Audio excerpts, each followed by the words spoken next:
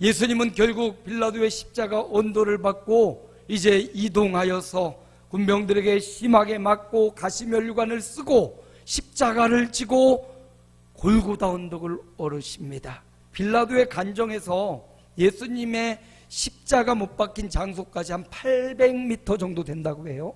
그렇게 큰 산은 아니고요, 동산 같아요. 그런데 그 지역에서는 그래도 좀 높아요. 빌라도의 간정부터 800m 올라가는 예수님의 길을 슬픔의 길, 탄식의 길이라고 해서 비아 돌로로사, 노래도 많고 굉장히 여러 가지 제목이 된 비아 돌로로사, 십자가의 길, 슬픔의 길, 비통의 길입니다. 저도 우리 선교팀과 함께 가서 그 현장에 갔지요. 관정부터 그곳에서부터 14기점이 있어요. 그 기점마다 예수님이 넘어졌던 곳, 쓰러졌던 곳, 예수님이 땀을 닦으신 곳, 또 예수님을 대신하여 오늘 본문에 있는 대로 구레네 시몬이 대신 십자가를 짊어지고 간 곳, 또다시 예수님이 쓰러진 장소, 또 오늘 본문에 있는 것처럼 예루살렘의 딸들아 나를 위하여 울지 말고 너희와 너희 자녀를 위하여 울라고 외치셨던 그 장소, 이런 장소 14개의 기점이 있는데 그 기점에 대부분 교회가 세워지고 기념하는 장소가 되고 주님이 이 길을 걸으셨구나 하면서 깊게 묵상하는 장소, 비아 돌로로사. 여러분들도 기회가 있다면 유럽도 좋고 동남아도 좋고 좋지만 예루살렘 성지를 꼭 한번 살면서 다녀오시기를 축원합니다. 별로 아멘이 없으시네요. 나는 그래도 유럽이 좋고 아니요, 주님의 숨결이 남아있는 예루살렘 살면서 한 번쯤은 꼭 다녀왔으면 좋겠어요. 저도 그곳에서 그 주님을 경험하며 주님의 십자가의 길을 걸으면서 주님이 이렇게 아파하시며 고통스러워하시며 자신에게 있는 어떤 신적인 능력과 권세가 분명히 있습니다. 말 한마디면 저들이 다 떠나가고 자빠질 수 있는 능력이 있는데 그 신적인 능력을 하나도 사용하지 않고 온전히 인간의 몸으로 흡수하며 온전히 아파하시고 온전히 고통스러워하며 온전히 쓰러지고 넘어지면서 그 골고다 언덕을 오르시고 십자가에 못 박히셨습니다. 오늘 본문이 바로 그 본문이에요. 오늘 예수님이 십자가를 향하여 못 박히는 그 장소를 향하여 골고다 언덕 향하여 올라갈 때 보니까 수많은 무리가 주님을 따라가고 있습니다. 따라가다가 구레네 시몬은 붙잡혀가지고 예수님 대신 십자가를 지기도 했어요. 따라가는 수많은 여인들, 울며 탄식하며 가슴을 치는 무리들이 예수님을 따라갑니다. 자, 오늘 본문 말씀을 통해서 저는 주님을 따라간다는 것이 무엇인지, 주님 십자가의 길을 따라가는 것이 무엇인지 잠깐 함께 묵상하고 은혜를 나누고자 합니다. 여러분, 주님을 따라간다는 것이 무엇입니까? 주님을 따라간다는 것, 오늘 말씀해 보니까 26절에 우리 함께 읽습니다. 그들이 예수를 끌고 갈 때 시몬이라는 구레네 사람이 시골에서 오는 것을 붙들어 그에게 십자가를 지워 예수를 따르게 하더라. 예수님이 혼자 십자가를 지고 가셨습니다. 그런데 중간에 너무나 힘들고 여러 신문을 받고 매맞고 피 흘리고 가시관을 쓰신 예수님이 그 십자가의 무게가 너무 무거워 쓰러지고 넘어지고 반복하니까 지나가던 사람 구레네 시몬을 불러다가 그 십자가를 지운 겁니다. 시몬에게는 이 웬 날벼락입니까? 아니 내가 왜 저 십자가를 줘? 내가 왜 저 죄인의 십자가를 줘? 하필이면 왜 나야? 하면서 억울하게 그 십자가를 졌을 수도 있어요. 구레네 사람 시몬이라고 했는데 구레네는 북아프리카 리비아라고 합니다. 현재 리비아, 지금 리비아에 홍수가 나가지고요 11,000명, 14일 통계로 11,300명이 죽었다고 하죠. 그리고 수많은 실종자가 났고 굉장히 무정부 상태로 굉장히 어려운 상황에 있습니다. 여러분 기도해 주시기 바랍니다. 리비아, 북아프리카에 있는 리비아를 위해서 기도해 주시고 바로 그 리비아에서 온 구레네 시몬이 지나다가다가 억지로 십자가를 진 거예요. 시몬의 입장에서 보면 너무나 억울할 수 있고 힘들 수도 있고 왜 하필이면 나야 할 수도 있지만, 더 깊이 묵상해 보면 그 십자가는 시몬이 지는 게 마땅했어요. 구레네 시몬이 반드시 져야만 되는 십자가였습니다. 아니, 구레네 시몬뿐만 아니라 오늘 저와 여러분이 마땅히 져야 되는 십자가지, 억울하게 재수 없어서 내가 지는 십자가가 아니란 말이에요. 잠깐 그 십자가를 지고 골고다 언덕을 올랐던 구레네 시몬이지만, 예수님은 마지막 십자가에 못 박혀 죽으시기까지 우리 인류의 죄를 위하여 희생하셨습니다. 그러므로 그 십자가는 억울한 십자가가 아니에요. 왜 나만 져야 되는 십자가냐고 말할 수 없어요. 구레네 시몬이 지었던 그 십자가는 바로 저와 여러분이 져야 됐던, 내가 반드시 또 마땅히 져야 될 십자가임을 믿으시기 바랍니다. 예수님을 따라간다는 것은요, 바로 이 십자가를 지고 주님을 따르는 거예요. 보세요, 오늘 말씀에도 그에게 십자가를 지어 누구를 따르게 하더라? 예수를 따르게 하더라. 십자가를 지고 내 맘대로 사는 게 아니라 오늘 구레네 시몬이 갔던 것처럼 십자가를 지고 예수를 따라가는 저와 여러분 되시기를 축원합니다. 마태복음에는 예수님이 이렇게 말씀하시죠. 함께 읽어볼까요? 예수께서 제자들에게 이르시되 누구든지 나를 따라오려거든 자기를 부인하고 자기 십자가를 지고 나를 따를 것이니라. 이제요, 주님 앞에 나오는 자는 죄악의 짐은 다 벗어버렸어요. 죄에 대한 대가, 그 죄에 대한 무거운 짐은 다 벗어버리고 이제 어떤 걸 지냐? 주님의 십자가, 사명의 십자가를 지는 겁니다. 죄의 짐을 벗어버렸으니 자유로우니까 내 맘대로 사는 게 아니에요. 죄악의 짐, 영원한 사망의 짐을 벗었으니 이제 사명의 십자가, 주님이 지셨던 그 사명의 십자가를 저와 여러분도 지고 예수를 따라가는 것이 제자의 삶입니다. 제자는 십자가를 져야만 됩니다.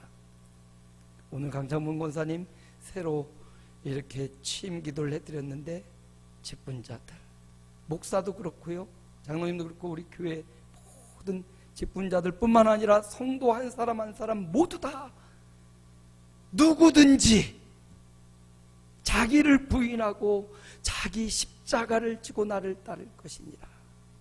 아, 이 목사님 힘들어요, 버거워요, 못하겠어요, 이 답답하고 괴로운 것, 내가 갖고 있는 십자가는 너무나 큰 것 같아요. 이것만 벗어버리면 이거 그냥 훌러덩 넘겨버리고 난 자유롭게 가고 싶어요. 근데 주님은 말씀하셔요. 그거 벗어버리지 말고 무겁고 힘든 것 알아. 그러나 그거 지고 나를 따라오는 것, 이게 진짜 나를 따르는 삶이야. 그리스도의 제자로서 저와 여러분에게 주신 십자가가 있습니다. 굉장히 어려워하고 버거운 문제도 있어요. 사람과의 관계 속에서 틀리고 엉킨 문제들도 있습니다. 세상과의 관계 속에서, 직장과의 관계 속에서, 삶의 여러 가지 이렇게 엉키고 설킨 갈등, 이 갈등이란 말이 칡갈의 등나무 등자래요. 그래서 칡과 등나무가 서로 엉키고 설킨 게 갈등이래요. 그렇게 인생에 문제가 많고 십자가와 같은 여러 가지 있지만 그거 주님이 다 벗어버려 제끼고 그냥 홀가분하게 네 맘대로 살아, 그렇게 말씀하지 않네요. 오늘 주님이 자기를 부인하고 힘들지, 무겁지, 버겁지, 그렇지만 그걸 지고 나를 따르는 것, 이게 진짜 주님을 따르는 거야. 그냥 답답하고 그러니까 가정도 뭐 또 다 버리고 그냥 혼자 있는 데 있으면 좋겠다. 저도 그럴 때가 있어요.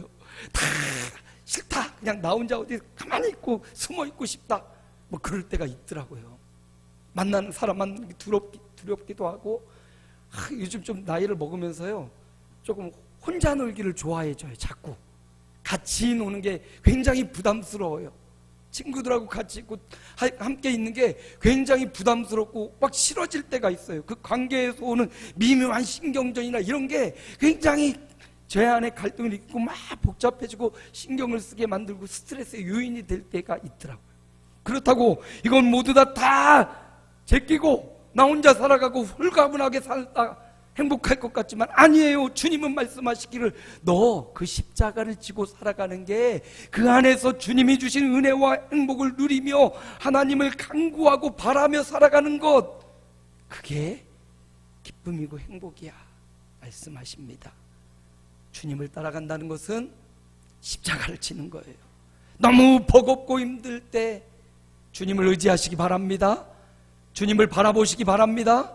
더 큰 십자가, 우리를 구원하기 위해 지셨던 주님의 십자가를 바라보면서 우리도 우리의 십자가를 지고 주님을 따라가는 저와 여러분 되기를 소망합니다. 주님을 따라간다는 건요, 두 번째 28절에 함께 읽습니다. 예수께서 돌이켜 그들을 향하여 이르시되 예루살렘의 딸들아 나를 위하여 울지 말고 너희와 너희 자녀를 위하여 울라. 두 번째 주님을 따르는 것은요, 우는 거예요. 주님 앞에 가서 우는 겁니다. 지금 예수님을 따르는 수많은 무리가 울어요. 특별히 여인들이 가슴을 치며 막 울고 있어요. 근데 그 울음의 이유를 잘 살펴보면 우리 예수님 어떡하지?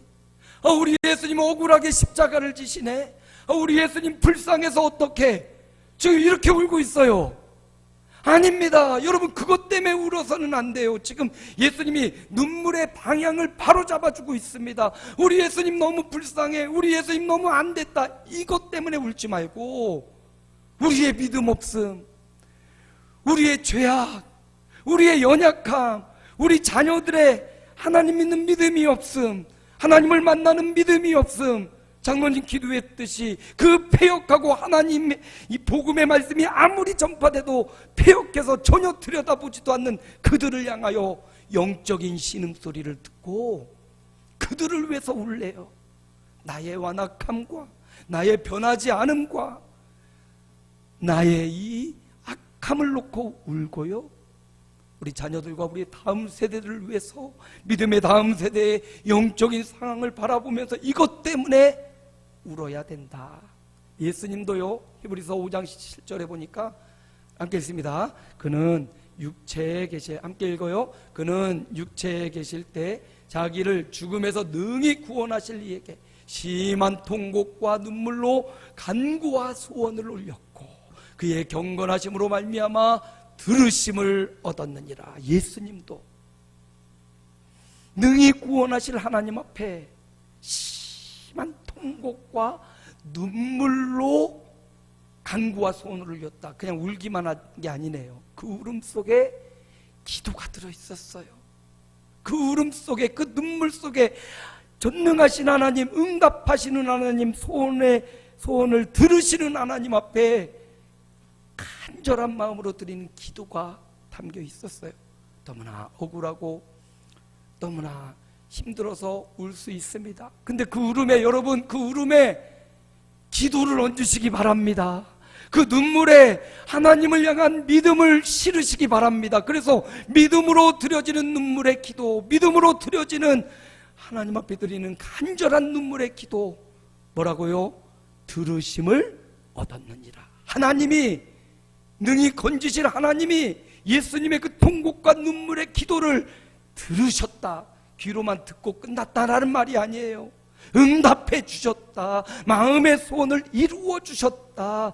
그러므로 교우 여러분, 주님 불쌍해서 울지 말고요, 나의 연약함 때문에 우시고 우리 자녀들과 다음 세대들이 예수 믿지 않음 때문에 울고 영혼의 신음소리를 듣고 울고 저와 여러분의 눈에 눈물이 사라지지 않는 이런 눈물의 선지자 예레미야처럼 하나님 앞에 기도하는 기도가 살아있는, 그게 바로 주님을 따라가는 거예요. 십자가 너무 힘들다고 주저앉고 자포자기하지 말고 그 십자가를 지고 울며 주님 앞에 통곡과 눈물로 기도하며 주님 들으실 줄 믿고 응답해 주실 줄 믿고 해결해 주실 줄 믿고 가볍게 해 주실 줄 믿고 감당할 능력 주실 줄 믿고, 우리 장모님 안 계셔서 아멘이 없어요. 여러분, 그 믿음으로 울며 가는 게 주님을 따라가는 거다. 마지막으로 주님을 따라간다는 것이 뭔가 봤더니 예수님이 이런 말씀을 하셔요. 갑자기 울고 있는 그 여인들에게 울지 말라 하더니, 함께 읽습니다. 보라, 날이 이르면 사람이 말하기를 잉태하지 못하는 이와 해산하지 못한 배와 먹이지 못한 젖이 복이 있다리라. 아니, 가만히 보면 결혼하고 자녀를 못 낳으면 그게 축복은 아니잖아요. 일반적으로 볼 때 자녀 없이 살아가는 우리 자손들도 많이 있지만, 일반적으로는 결혼하고 자녀 힘들고 어렵지만 자녀를 양육하며 이렇게 살아가는 게 복이에요. 근데 그날이 오면 오히려 자녀가 없고 자기만 생각할 수 있는 사람이 좋대요. 왜 그럴까요? 너무나 고통이 심하기 때문이에요. 너무나 큰 고통이 왔는데 지금 내 자녀를 챙기고 있어요.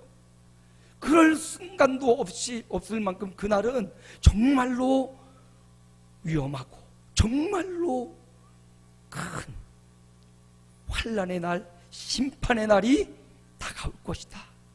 푸른 나무, 마른 나무가 나오는데 너무나 고통이 심해서 그날에 차라리 저 산이 나를 덮어서 내가 죽어버렸으면 좋겠다, 차라리 저 산이 나를 꽉 덮어서 내가 없어졌으면 좋겠다 할 정도의 고통과 환난의 날이 올 것이다. 베드로 사도는 이렇게 말해요. 함께 읽습니다. 주의 날이 도둑같이 오리니 그날에는 하늘이 큰 소리로 떠나가고 물질이 뜨거운 물에 풀어지고 땅과 그 중에 있는 모든 일이 드러나리로다. 주님의 날, 예수님이 지금 마지막 십자가를 지기 직전인데 따라오는 자들에게 하나님의 날, 그날이 다가오고 있다라는 엄중한 경고의 말씀을 주신 이유가 있다면, 그날까지, 주님이 다시 오실 그날까지, 도둑같이 임할 그날까지 너희 지었던 그 십자가를 내려놓지 마. 너희 울었던 그 눈물을 그치지 마. 그날까지 너 믿음의 삶을 계속해야 돼. 끊지 마. 중단하지 말고 주님 다시 오실 그날, 심판의 날, 그 심판은 불신자들, 믿지 않는 자들을 향한 심판이지 믿는 자들에게는 영생의 날이요 상급의 날이요 칭찬과 명성의 날이기 때문에 너 그날 올 때까지 너 믿음의 길을 가. 너 나를 따라왔지, 십자가를 지고 울렀지, 그걸 중단하지 말고 그날까지 계속해라 라는 의미를 담고 있습니다. 말씀을 마무리합니다.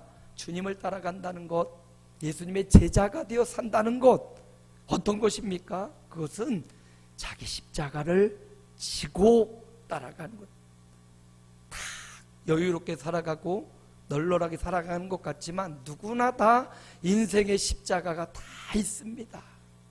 여러분, 그 십자가 팽개치지 말고 그냥 내가 마땅히 해야 될 일, 그게 십자가일 수도 있지만 주님 입장에서 보면 내게 주신 사명이 십자가예요. 하나님이 나에게 맡겨주신 그 사명의 십자가를 감당해내고 주님을 따라가시기 바랍니다. 두 번째, 주님 앞에 울고 우시기 바랍니다. 사람 앞에 나아가서 울고 울면 속이 시원한 것 같고 위로받는 것 같지만 조금 지나고 나면 그게 내 약점이 될 수 있어요. 문제가 다시 될 수 있습니다. 그러므로 사람 앞에 나가서는 많이 울지 마세요. 하나님 앞에 나와서 우시기 바랍니다. 아멘. 성전에 와서 우시기 바랍니다. 하나님이 눈물을 흘리며 씨를 뿌리는 자, 이게 막 씨만 뿌리고 파종하는 것만 의미하는 게 아니에요. 눈물 흘리며 기도하는 자 기쁨으로 거두리로다, 응답받으리라. 주님 앞에서 울며 따라가는 겁니다. 마지막 세 번째, 분명히 그날은 옵니다. 주님의 엄중한 말씀, 그날은 반드시 오니까 그날까지 너 믿음을 중단하지 마. 너 십자가 지는 것 중단하지 마. 주님 앞에 나아가 울고 기도하는 것, 그거 중단하지 마.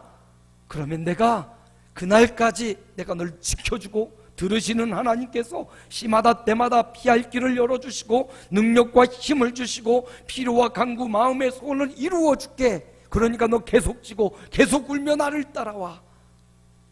오늘 말씀 마음에 새기고 주님을 따라가는 제자의 삶이 이번 한 주간 생애 동안 이어지시기를 주님의 이름으로 축복합니다.